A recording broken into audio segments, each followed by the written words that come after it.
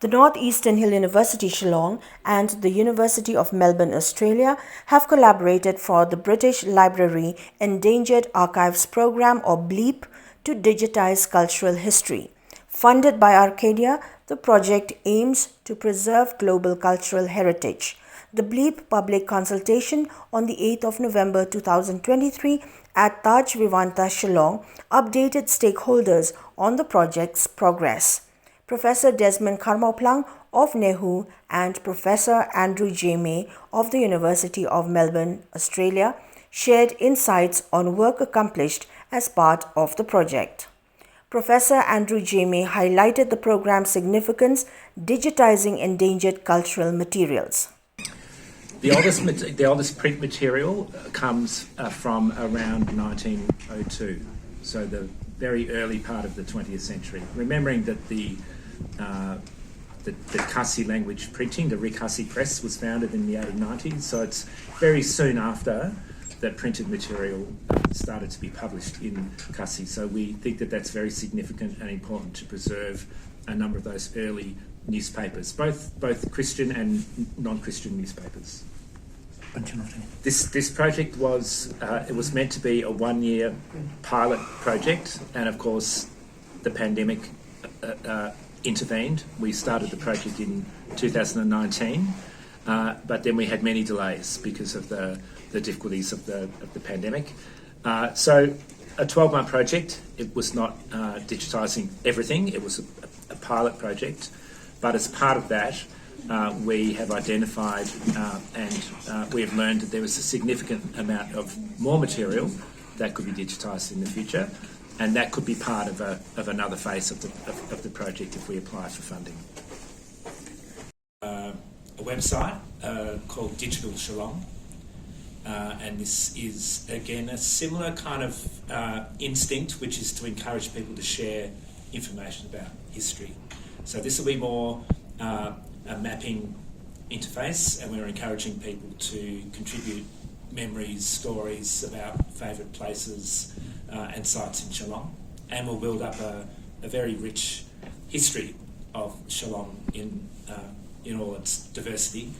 So it's a project we're working on at the moment, also while I'm here in Shillong at this time, and I'm sure that will develop into more projects. I have been coming to Shillong for nearly 20 years now, and have developed very meaningful and rich and productive relationships here across the board, particularly with Nehu and with Desmond, and it's exciting to think that we can achieve these kind of outcomes. Professor Desmond Kharmawphlang of the Northeastern Hill University Shillong emphasized on the preservation of oral traditions.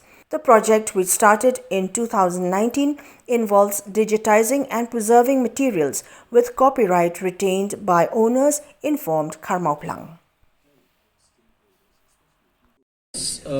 I think I did mention the example of a collection of chants, a collection of spells even, a collection of chants that were used for healing purposes by a medical practitioner with whom I was acquainted, the late Hari Maring. Now, when I knew him in the 1990s, he has passed away, but when I first knew him, he did not know how to write or read.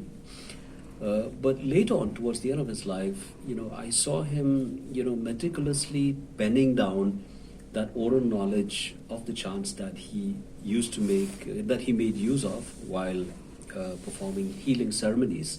And I was intrigued by what he was doing, and I saw that he was taking lessons from his grandchild in order to write. Now, this was something that was completely bewildering to me, because here we have an elderly person who's actually asking a child to teach him how to write. I realized that he was trying to pen down, his memory of the chants, the charms, and the incantations that he had used for healing purposes. He was also a herbalist in the sense that he used, vegetables and other plant life for healing purposes, but he also used incantations incantations. So he used both, for his work, and it is in his attempt to textualize these oral chants that I found very, very intriguing. And he was able to do it. And later on, much later, I spotted, a soot-covered book that was tucked between the rafters of his ceiling. And later on, I realized that was actually the book that he was trying to write. That was the work that he was trying to write. And I obtained permission from his daughter, and we had that digitized. His son. So the family has been very generous in that, and we have also shared the digital images. I have given the family a drive where they can actually see the kind of work that has been prosecuted, that has been done on their contribution, and they will be happy to know that the work that they have contributed will also be part of the holdings of the British Library. So people, living in different parts of the world, if they know about it, can have access to that material, which would be one of the best tributes that we can offer to the great man, to the poet laureate of the Khasis. In order to take advantage of a project that they were offering for digitization of endangered material, I was very happy, at the suggestion, and I said, yes, you can put my name also in the application, and we were successful in our bid, and now this material will be part of Northeastern Hill University's holdings in the library, as well as in Melbourne, University of Melbourne in Australia, and also, of course, in the British Library. So the way I look at it is that we now have this opportunity to give access to people to this material, so people who might be interested in perhaps in hearing a powwow performance being done can have access directly to that, or any of the material that we have managed to digitize.